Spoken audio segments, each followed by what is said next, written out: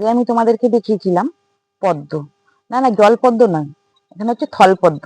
তো দেখো অনেকদিন থেকেই তো ফুলটা ফুটছে, তো আমি তো একদম ভুলেই গেছিলাম যে আমি পদ্মের একটা ভিডিও দেবো তোমাদের।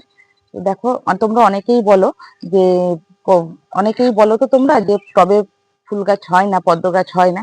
তো দেখো আমি এটাকে করেছিলাম গত বছর, কিন্তু এবছরের তুলনায় অনেক বেশি ফুল দিয়েছিল, আর এবছর একটু লেটে ফুল দিয়েছে।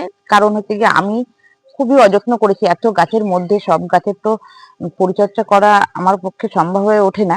তো তার জন্যই দেখো এবছর কিন্তু আমি সত্যি তাই গাছটা খুব একটা ভালোও হয়নি আমার, কিন্তু ফুল কিন্তু বেশ কয়েকদিন ধরে দিচ্ছে।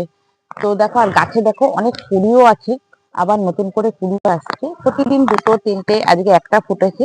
তো আমি আজকে এটাই ভিডিও দিলাম তোমাদেরকে।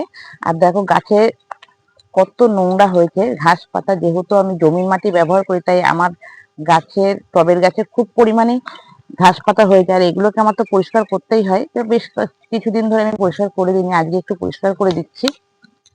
তো বন্ধুরা, আমার পদ্মের ভিডিও তোমাদের কেমন লাগছে? যদি ভালো লেগে থাকে একটা লাইক, একটা কমেন্ট, একটা শেয়ার অবশ্যই করে দেবে।